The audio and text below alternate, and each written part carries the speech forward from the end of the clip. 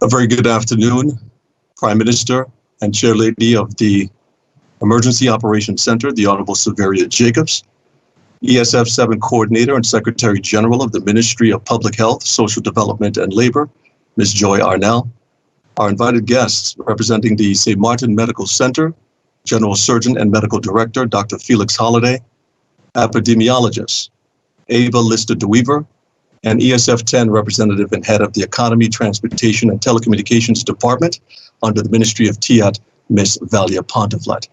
Good afternoon, St. Martin. I'm Cedric Peterson on behalf of the Prime Minister and the Chair of the Emergency Operations Center. We welcome you to today's press conference to bring an update on our nation's national response towards the mitigation of the spread of COVID-19. At this time, I invited the Prime Minister and Chair Lady of the Emergency Operations Center, the Honorable Severia Jacobs, to address you. Thank you, Cedric. Good afternoon, St. Martin.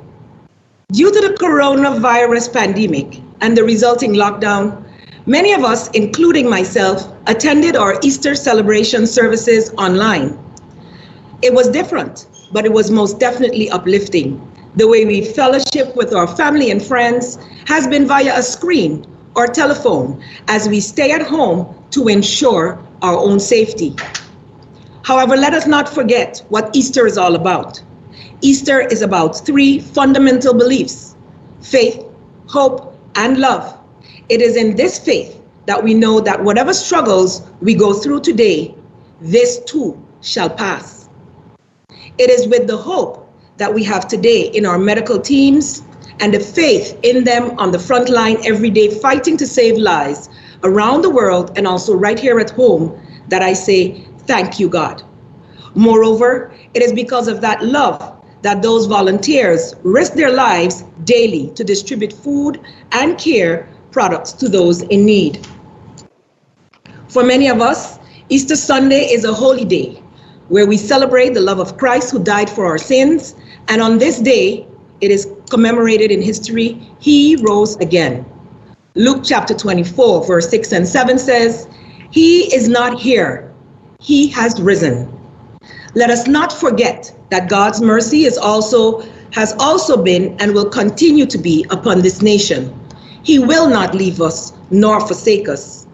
Let us continue to support each other through this difficult time, despite the distance that is still necessary, and the opportunity will come for us to be together again and do our part.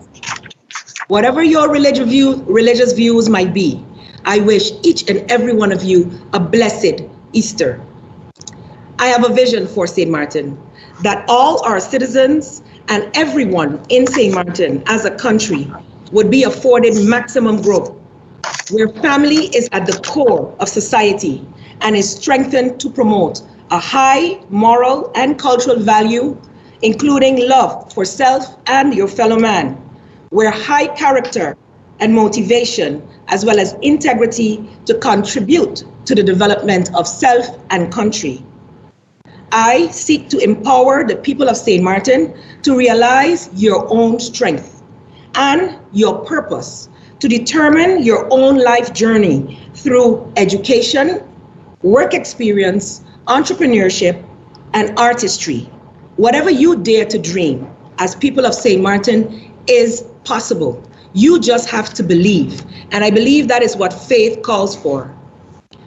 I have added several persons to this briefing today, not just so that I can bring you Easter greetings and to motivate you to look forward to a brighter day, but also to ensure you that all the decisions that have been made thus far have been made in consultation with the professionals in the field.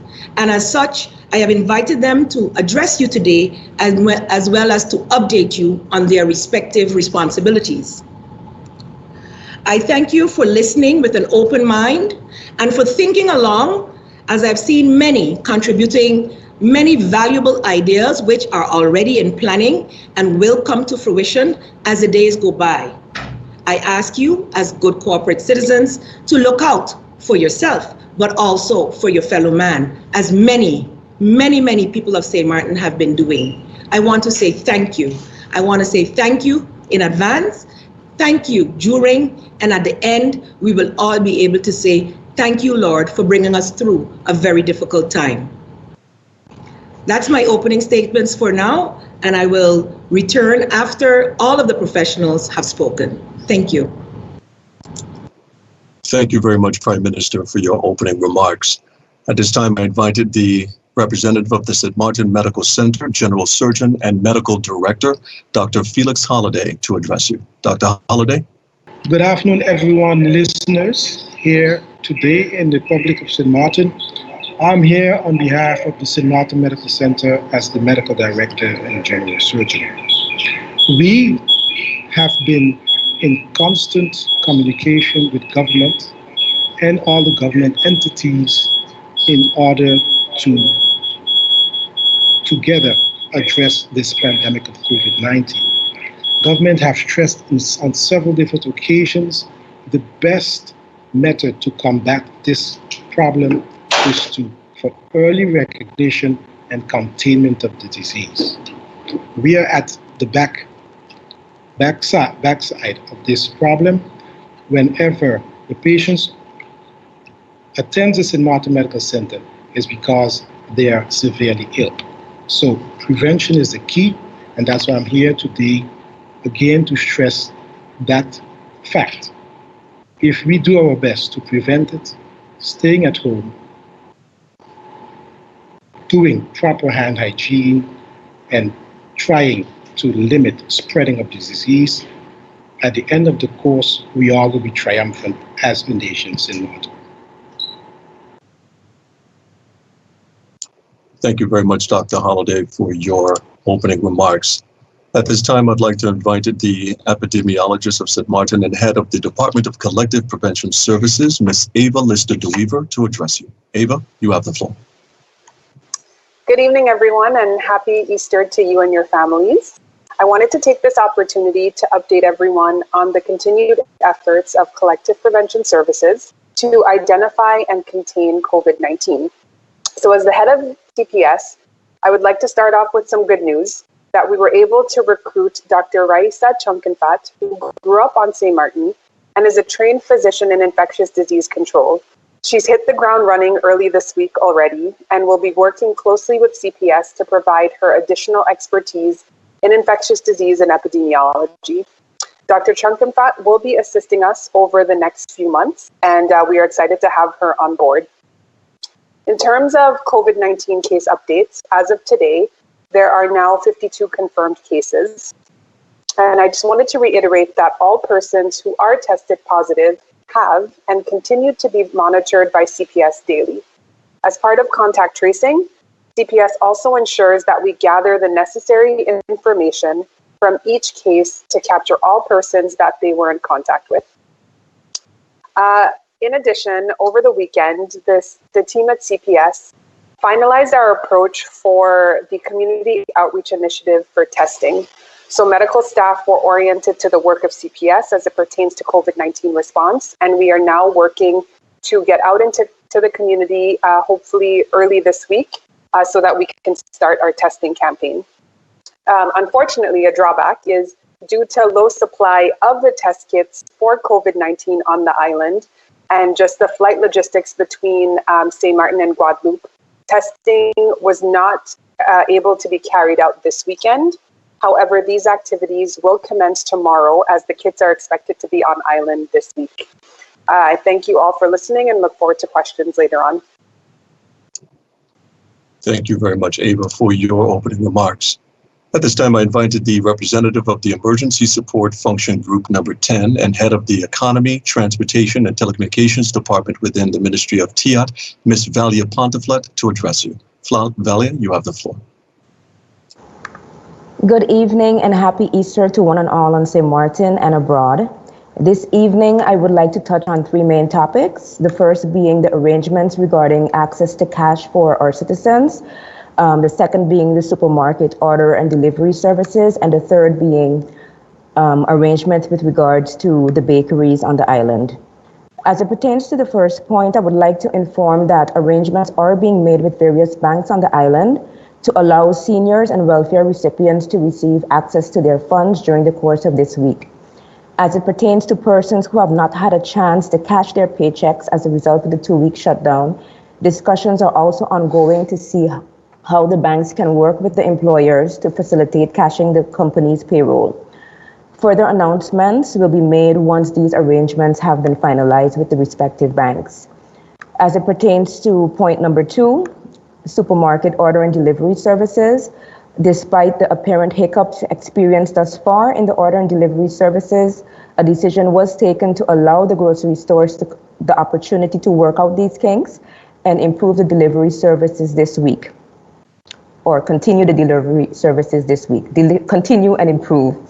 We are also discussing with ESF 7 the possibility to have grocery stores offer set packages of essential goods at various prices to cut down on the process of having to pick out specific goods. This idea came about because we got feedback from majority of the food suppliers that most of the orders contain luxury comfort goods as opposed to necessity essential goods, meaning that people that are not in need are flooding the ordering system. So the idea is that persons would then be allowed to choose a package that best represents their needs and budget, and we hope to have this option finalized early this week. Let's see. We have also asked the grocery stores to implement a system to ensure that orders of essential goods are given priority. In other words, that they are delivered first. I would like to inform all that this solution of the order delivery process is not going to be in effect for long. It's an interim solution while we're in a shutdown period. By the end of the week, the Prime Minister should be addressing all after having evaluated our COVID-19 situation to determine the next solution that will be brought forth. I'm also advising persons who have already placed orders and know that they can wait a week on those items, or persons that are now able to shop for themselves, meaning pass holders, those with waivers and other frontline workers, to be able to cancel those orders and allow the grocery stores to be able to focus on getting orders to those most in need. I would also like to inform that when the shutdown went into effect last week, we only had 8 large grocery stores offering this service. This is the reason why there were a lot of delays. However, throughout the course of this week, permission or waivers have been issued to at least 30 grocery stores and over 200 delivery drivers. And we're in discussions with the representative of the Chinese Business Association to bring more grocery stores on board. Therefore, we expect some improvement in the delivery service this week. 3 lists of grocery stores offering the delivery service have been uploaded to government's website and were being circulated via social media over the last 2 days. One list shows the larger grocery stores, the other list shows the neighborhood grocery stores in the Cole Bay, Simpson Bay, Pelican, Maho area, and the last list shows the grocery stores on, let's say, the Phillipsburg, St. Peter, this side of Cole Bay Hill. We have also received confirmation from roughly 13 public transportation operators or drivers situated in various neighborhoods who have expressed willingness to assist with deliveries within their respective neighborhoods. These drivers will be put in contact with their nearest neighborhood grocer to explore the possibility of facilitating the delivery process. Lastly, I would like to touch briefly on the arrangement with bakeries, which is ongoing. We are exploring how bakeries can get fresh bread to the communities. In the discussions that I had today with one of our largest bakeries, we were again advised to involve the community leaders or representatives to coordinate orders within the community. Some sub-community leaders have already taken the initiative to gather and submit orders to this particular bakery, and efforts are ongoing to be able to duplicate this successfully in most communities and amongst other bakeries. For this, we will most likely seek the assistance of ESF 7, to get the list of community leaders. This is the end of my statement for this evening. We continue to ask the community to exercise patience. We know that these are difficult times, and we are doing our utmost to be able to serve you, whether on the forefront or behind the scenes. At the end of the day, I would like to remind everyone that we are all in this together. I thank you. Thank you very much, Ms. Pontiflet, for your opening remarks.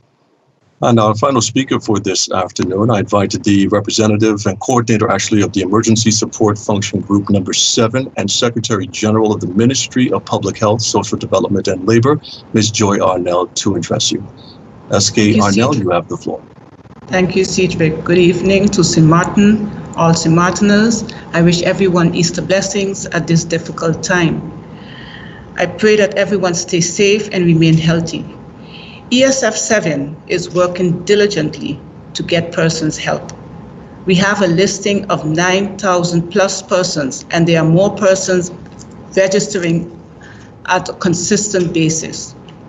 It is important to note that the help is for the most needy. There is no way we can or will be able to provide food for every single person. So I really urge you, if you have financial means, please check with the supermarkets in your district to get your groceries delivered. For the persons most in need, we have volunteers from Red Cross, from K1, from the Ministry of VSR, and other departments who are working from early morning until 6, 7 p.m. to deliver care packages. This situation is not like after the hurricane where every single person will qualify. We need to cross-reference listings to ensure that the most needy are those that get the help. We need to check contact information, addresses. We have already delivered approximately 1,200 boxes, and deliveries will continue for the next couple of weeks. We ask you, if you are really in a situation where you need food, go to the site and register, or call 711 and talk to one of our 10 operators who are there to take your information.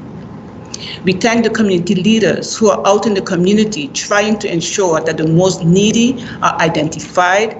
Please register these persons on the site or call 711. This is the most effective way to assist persons to be considered for assistance.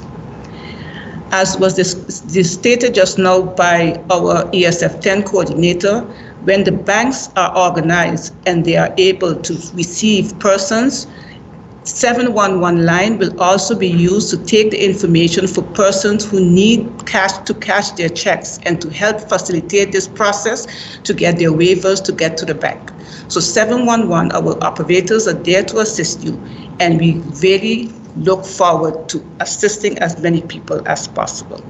I thank you. Thank you very much, S.K. Arnell, for your opening remarks. I now would like to open the floor for questions that the media might have based on the presentations given. The members joining us in our Teams virtual group chat are representing the SFN News Online. Yes? Can I make a few more statements before you take questions? Not a problem. Prime Minister, you have the floor. Yes. Thank you so much, Cedric. I would like to just reiterate, because I do understand the huge concern within our community. I've been hearing from many persons, both in within the community, those who are in need, as well as those who are also hearing from other persons. What Joy just said, what Ms. Arnell just said, is imperative. We must be able to get the names of these persons on a list. I have seen persons personally who have shopped down, had done shopping, and still coming for the donations that are being made. I must also say that I have seen many organizations step up and have also been donating cooked foods within the community. For me, it is important that the persons who know inform the persons who are delivering.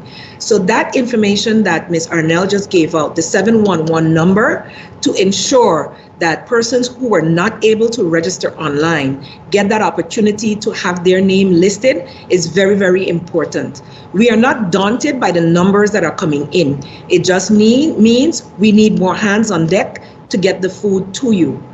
What Joy did not mention was that this first week was for the list that had been compiled prior. Now we're going into the week where we'll be dealing with the list of persons that have come on board as a result of the social assessment online. But many people, as I've been hearing, did not get to register with this, many in specific communities as well. So if you are a community leader, I ask you, get your names and numbers, contact information, and call 711 to have these persons registered so that they can receive a care package from this government as soon as possible. Also, if you can assist with the delivery, that would make it that much easier for the most needy within your community to get what they need. I really would like people to understand why this measure is in place. If we released the lockdown too early, we would have lost all that we would gain by being able to contain the virus. If the virus continues to spread, then the lockdowns will continue. Even if we release it for a while, it will then end up lasting much, much longer. I know that it is not easy, and this does not mean we do not have the feeling of the most needy and most vulnerable at heart. The plans are being developed also with mapping and situation analysis for us to be able to better gear where we need to focus for testing and isolation, as where we need to focus for deliveries of food and needed supplies. I would love to be able to raise the shutdown right away, but I know that this would not mean that the most needy would get. We would really want that persons within your neighborhoods, and if you have ordered by 2 and 3 supermarkets, that is also causing a bit of a backlog. So think about yourself, yes. Think about your neighbor as well. If you have enough for one more day, then at least cancel 2 of your 3 orders so that somebody who is in dire need today will receive. Many did not understand why I allowed for those who are already out on the roads to go out and shop starting today. This was to be able to give them the opportunity to focus on their jobs as frontliners. And I mean, not just police officers, nurses, and others in the medical field, but those persons who are also all day out delivering food to you, those persons who are in the supermarkets packing and shelving food, those who are driving and delivering, those who are working for the shipping companies to ensure that the food markets have food, all of those garbage haulers and their workers who are working to pick up garbage so that we can have clean and sanitary situations on our island, all of the cleaners who are going out daily to ensure that the hospital is cleaned, the doctor's offices are clean, and everywhere where people still have to work is cleaned. For all the security officers that are out there in the late night shifts and in sleeping during the day and not able to receive their deliveries. So if all these people's deliveries don't have to be made, then the ones that are stuck at home, who are safe at home, will then be able to get their deliveries much faster. We must admit that it did not go out as planned, but with the more grocery stores coming online over the weekend, I can see this improving. And I ask you for a couple more days to let the system work. Thank you very much, Prime Minister. Thank you very much for your remarks. At this time, we would like to open the floor for questions the media might have. I'd like to invite SMN News Online, represented by Ms. Bibi Hodge-Shaw, to pose your question. Bibi, you have the floor. Good afternoon, everyone of the panel. My question is geared towards the Prime Minister. Prime Minister Jacobs, those students that opted to stay where they're studying and did not come home, is there any type of support system for those students? Some of them already having psychological issues. They're sending emails to the Department of Education, but my understanding is that they're not getting any response. Can you tell us if there's any type of psychological or any type of support whatsoever given to our students still abroad? Thank you, Ms. Shaw, and blessed Easter to you as well. From what I have been updated from the Education Ministry, who also are part of our EOC meetings, that the Study Financing Department has a hotline. All of the students are connected to their social workers, who are also giving them counseling, and they are in constant contact with the department. I have not had a report that stated that any of them have reported to be in any type of situation that is beyond that they can assist them with. But I'm sure that based on the insurance that they have in those countries, if the social services that they're getting through the Department of Study Financing is not sufficient, that they will then, through a recommendation, be able to get the psychological care that they need if they are feeling extremely depressed, etc. But I will pass this on to the ESF coordinator responsible for education and have them look into it further. Thank you. Thank you very much, Bibi, for your question, and thank you very much, Prime Minister. I now ask Dr. Sock of Island 92 Radio for your questions at this time. Dr. Sock, you have the floor. Thank you, Cedric. Good evening to everyone, and a happy Easter to all those that are celebrating. I'd like to address this question, if I might, to our Prime Minister. And let me begin by saying Happy Easter, Prime Minister, and we wish you we know you're working around the clock to make things as good as they possibly can be. One of the things that I observed online today kind of really centers around the food delivery system, as well as security, if you will, specifically related to supermarkets. You know, there was a video that was circulating on social media over at Sunny Foods, which hardly looked like in the video where there was good social distancing being practiced. It did not look like there were any police or any military in the near vicinity. And it would seem to me, as we kind of expand, especially at the larger supermarkets, it seems to me that people are getting a little frustrated, a little restless. What are our plans to make sure that there is good security, not only at the supermarkets, the roundabouts, and quite frankly, the beaches too, for that matter, to make sure that we have good security in place as we move through the remainder of the shutdown for over the rest of this week? Thank you, Dr. Sock, and a blessed Easter to you as well. I did take note, and in our meetings daily with ESF 5, the police, they are, with their schedule of the human resources they have in place, doing a rotation system. Because of the total shutdown, they're not standing at one location, but they are roaming and roving throughout the neighborhoods on a constant basis. So you may not see them standing at one roundabout or the other. Today, with those persons who have been validated to be on the road, making use of that opportunity to take in their shopping so that they can continue on their work. As you said, that the proper social distancing was taking place, and the store security, the supermarket has their own security, and if there is an issue, then immediately the police is dispatched to take care of it.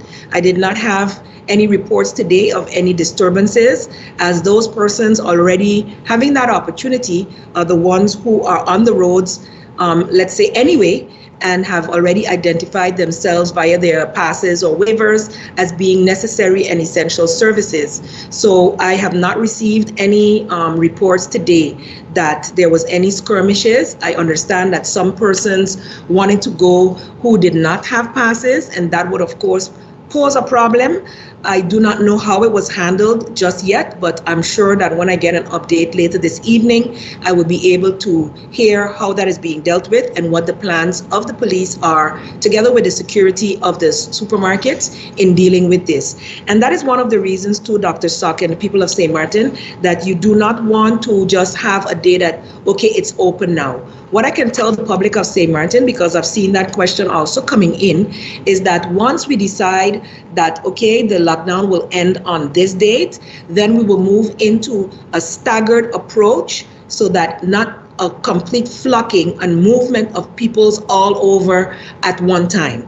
So as this week progresses, I will be explaining it. I have seen that this I have explained one or two times before, because this was actually what I wanted to institute prior to a lockdown. But based on the rapid rise in cases over last week, we had no choice but to go straight into it. I had been alluding to the fact that this could happen, especially if people were not adhering to the rules to stay at home as much as possible and work from home as much as possible. I think that we have become quite used to moving around. It is outside. People feel like their rights are being infringed upon, and in no way and form is the government of St. Martin trying to infringe on anyone's rights. We're actually trying to protect the people of St. Martin. And the only way that it has been proven to flatten the curve, and in fact, to get to the peak, because I don't think we've actually hit our peak yet, is to cut off all opportunities for this virus to spread any further. Because of our small size, we are right now managing with the numbers that we have, but it can easily get out of control, and then we will be having to contend with should have and could have and would haves. And we're doing everything within our power to ensure that everyone who needs food gets food, and I am assuring you that it will go better in the days to come. Thank you very much, Prime Minister. And of course, thank you, Sok, for your question. Let's start our second round of questions. Bibi Hatshaw, you have the floor. Yes, Cedric, thank you. I am going to ask a question, and it could either be the Prime Minister or Dr. Holiday. Both of them could either answer this question. Madam Prime Minister, can you tell us what is in place, if anything at all, to accommodate our diabetic patients and patients with hypertension? Diabetics, they have to eat on time, and they have to eat at least 3 square meals a day because of their illness. If these people are not getting their food delivered, or is there anything in place for these kind of people? And I'm sure maybe the hospital have records of these kind of people. So that is why I said either the Prime Minister and also Dr. Holiday. Thank you very much, Bibi, for your question. Prime Minister or Dr. Holiday, who would like to tackle this question first?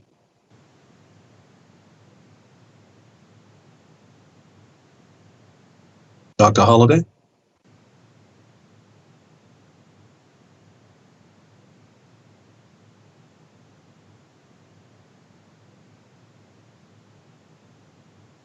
We just have Dr. Holiday unmute his microphone.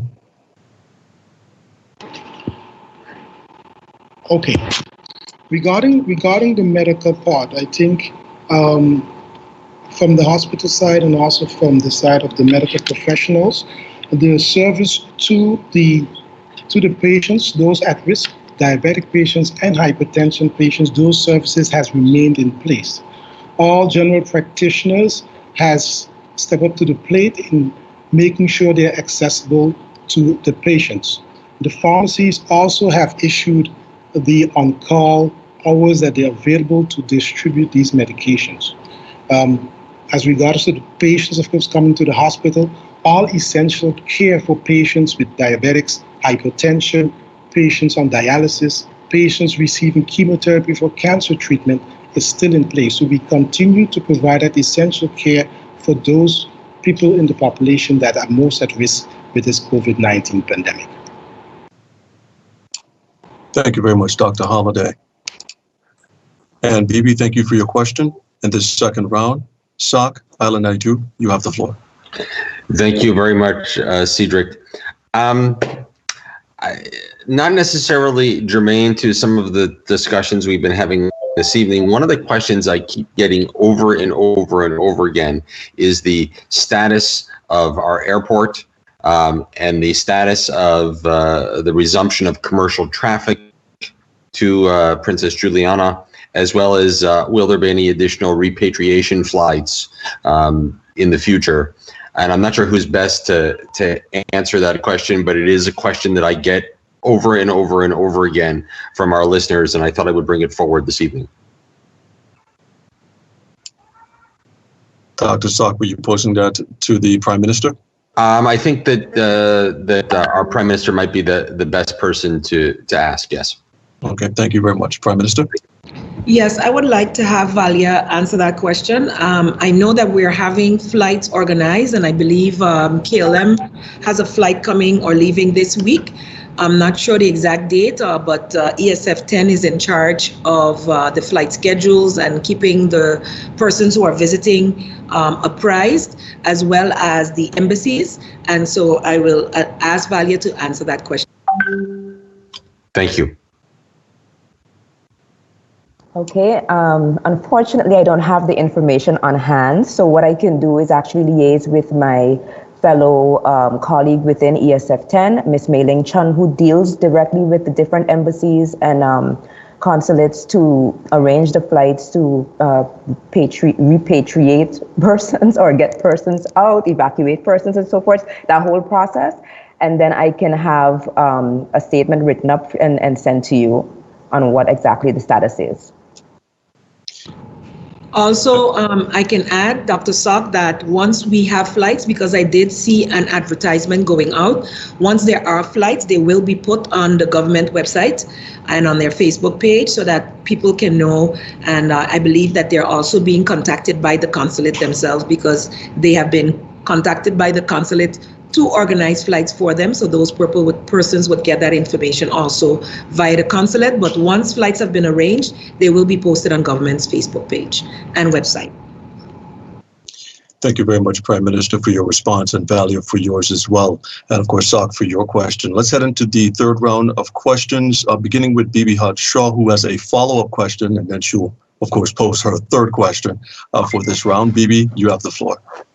Thank you, Cedric. I do not know if I thank also Dr. Holiday for giving the information on the medical side for diabetics and hypertension. What I'm asking is if there's anything special or any special arrangement made for diabetic patients to get food supplies so that they don't get any sicker.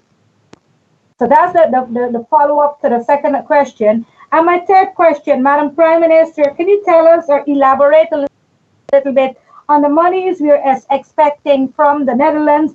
Can you tell us if there how much they would be providing, and if there would be any type of restrictions? Thank you, Ms. Shaw. To follow up on the question related to diabetic patients, if persons are on CPS's list or on ESF 7, that was just explained by Ms. Arnell, on the list as diabetic, of course, there would then be priority for food deliveries. I do not think that they specifically asked for diabetic patients to be covered, but I do know that the GPs, the general practitioners, have been keeping their patients properly dialyzed and keeping them up to date and ensuring that they have enough as well. But if there are any persons who are diabetic in the community, most definitely, and you are running low on food, most definitely call 711, as you will definitely be a priority to receive the much needed food to maintain your health, as we know that diabetics are one of the most vulnerable groups in this COVID-19 pandemic. Prime Minister, can I also interject here that the CPS identified persons as well as SMMC identified persons were among the first to receive assistance? Thank you, Joy. And then the second question, or the third question that came from Ms. Shaw, related to the funding being received by St. Martin. I recalled on, I believe it was Holy Thursday or Good Friday, that I was able to make the announcement that in the Kingdom Council of Ministers meeting held on Thursday, that decision was taken that we would receive our 2019 budgetary support. That budgetary support, as you know, has been fought for the past 2 years. It is actually 2018 and 19 that ended up being lumped together and given in 2020 if we had lived up to certain conditions. Our Minister of Finance did live up to the conditions, even though the budget has not passed as yet. It is going to Parliament this week, and seeing our acute need and the fact that no decision has been made on our request for COVID-19 support, they decided to send those funds, which amounted to $50.2 million guilders, to the Central Bank of Curacao and St. Martin, and is therefore available. That we are in this dire position right now where government is currently covering all of the food that we have purchased to deliver outside, all of the payments to fix the pavilion, which had ended up being much more due to moldy conditions found in that, and is now being finalized. I actually got a tour of that yesterday. Every extra expense that has gone into procuring tests or sending tests on to Guadeloupe, etc., has come from the budget of the unforeseen budget, as well as the rampant budget of government, which is only 1.2 million guilders. We have already surpassed that amount, and we were actually starting to worry. And also, one of the reasons we weren't able to attack the way we had planned to in dealing with the COVID-19 virus. The Netherlands has realized that this is a serious case, and therefore those funds have been released, but the rest of the funds is still being decided upon, which our Minister of Finance requested 245 million guilders to carry us over 3 months. We expect that the most hard portion will be in the 3 months. We hope to by then, be out of the shutdown of the outer world and be able to still welcome back some guests so that some of our key services can get back to work. It is not like a hurricane where things are destroyed, but this invisible war we are fighting leaves us feeling that maybe there is no tomorrow. But as I started my opening statements, we are a faithful people, and because St. Martin has a resilience that nobody can pinpoint, nobody can actually put on paper and figure out. They all thought after the 2017 hurricane that we would not be able to bounce back. And even though the rebuilding funds have been delayed and only about 22 to 25 million has been spent of the almost 500 million that was promised, St. Martin was, prior to COVID, getting on its feet. Yes, we had budgetary shortfalls, but the budgetary shortfalls were much less than what had been projected. And no one can explain that. And that is the resiliency that is St. Martin. And that's why I can have hope and I can have faith that regardless to how the Netherlands decides to deal with us in terms of the COVID-19 support, we will survive that as well. We are resilient, and I'm seeing that the people of St. Martin are adapting to our new reality. We are seeing now that the way for you to still work from home is to invest in technology, is to invest in doing for yourself. And we will see many, many entrepreneurs come out of this. At the end of the day, deliveries will be the way to go. So anyone establishing a delivery business or already having one is in a position to continue to earn as we move forward, because that will still be the safest way to be able to procure your goods in the future. So every disaster gives us opportunities, and I would like the people of St. Martin, in your time at home, study, look, and see how you can put yourself in a position once we reopen this country, or even while we are on lockdown, to make yourself be self-sufficient, to make yourself be a person that can produce. We're looking at agriculture. Everything that we were talking about that needed to happen in this country and saying, oh, we can't do it now because we ain't got no money, we ain't got this, and we ain't got that. Now is the opportunity to put those action plans in place.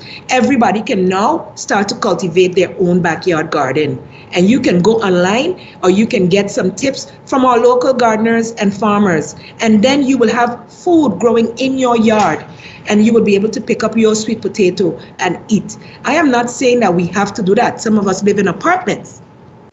But you'll be surprised, even a little chive and a little onion can grow in a pot, and you can do a little something for yourself.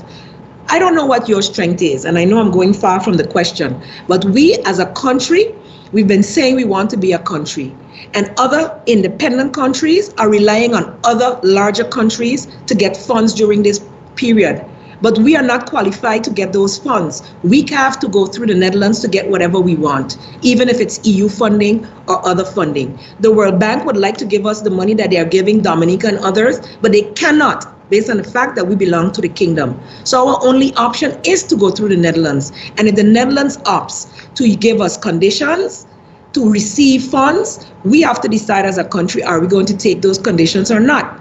Seeing that we're in what the position we're in right now, where we were already in a deficit, we will have to most probably accept some conditions. But we hope that they will be reasonable and attainable conditions, that the people of St. Martin are not on their knees at the end of this entire pandemic that has hit the whole world.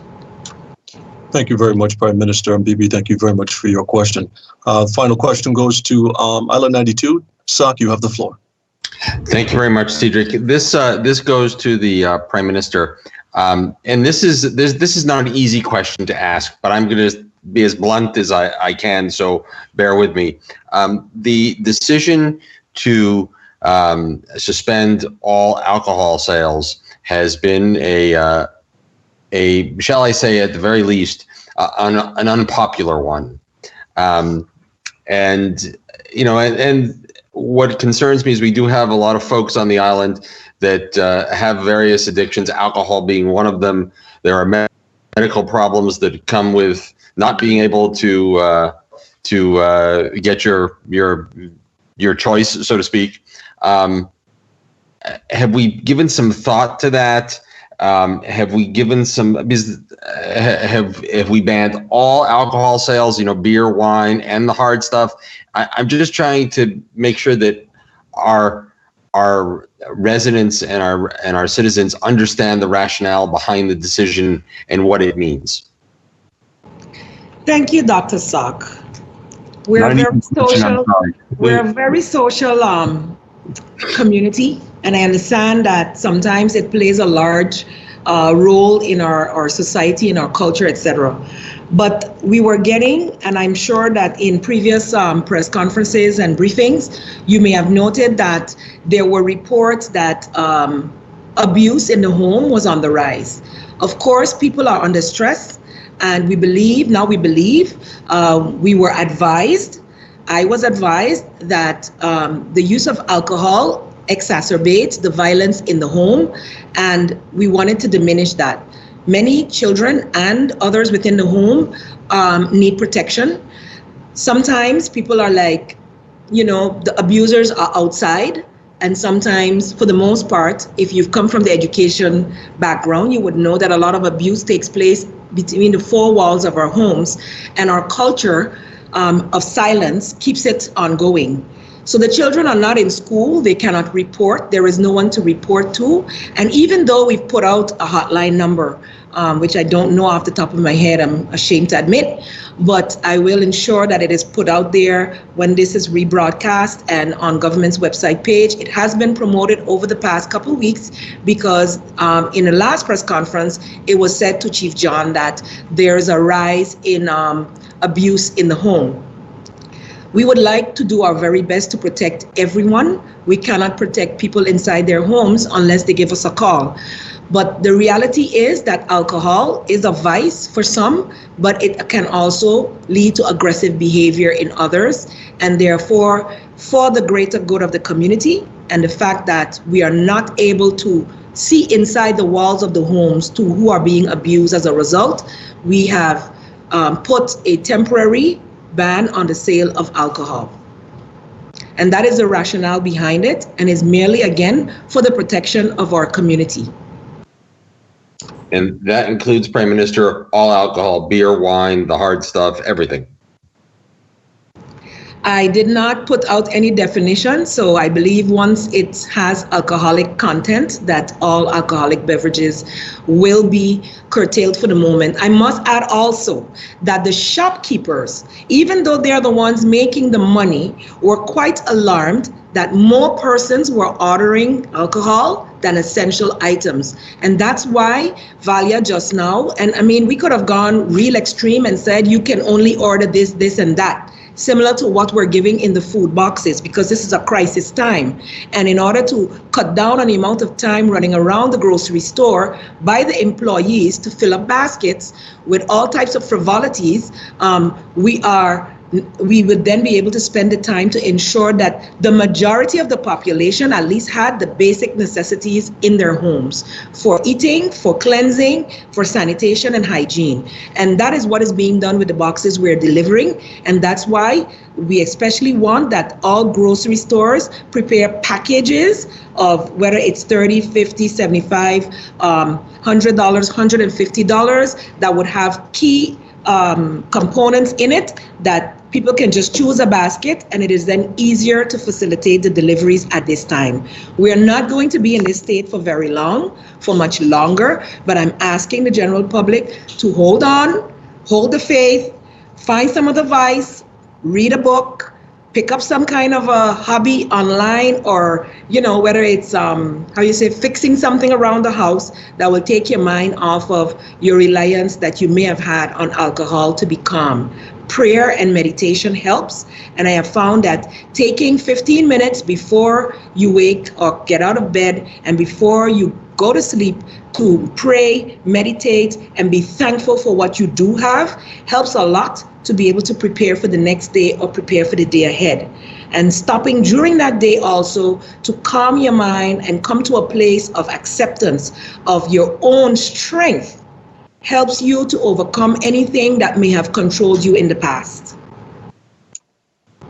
Thank you very much, Prime Minister, and thank you very much, Sag, for your question. Prime Minister, members of the media, let me first start with you. Thank you very much for your cooperation and, of course, assistance in being a part of the press conference this afternoon. And, of course, I'd like to thank our Prime Minister and Chair of the Emergency Operations Center, the Honorable Silveria Jacobs, SMMC General Surgeon and Medical Doctor, Dr. Felix Holliday, ESF 7 Coordinator and Secretary General of the Ministry of VSA, that's Public Health, Social Development and Labor, Ms. Joy Arnell, Epidemiologist, Ms. Ava Lister-DeWeaver, ESF 10 Representative and Head of the Economy, Transportation and Telecommunications Department, Ms. Valia Pontiflet. Thank you very much for updating us on matters respected to the island's mitigation and strategy plan towards mitigating the spread of COVID-19. So thank you very much for joining us today. And to our radio listeners and television viewers, thank you for tuning in and being a part, of course, of this press conference. If you've missed the broadcast online, our virtual press conference for this afternoon, we invite you to tune in to St. Martin Gov Radio 107.9 FM for rebroadcast. Be sure to go online to the official government website, stmartingov.org. And of course, tune in to St. Martin Cable TV, channel 115 for rebroadcast. On behalf of the Prime Minister and Chair of the Emergency Operations Center, the Honorable Silveria Jacobs, and all of us at the Department of Communication, I'm Cedric Peterson. Thanks for tuning in.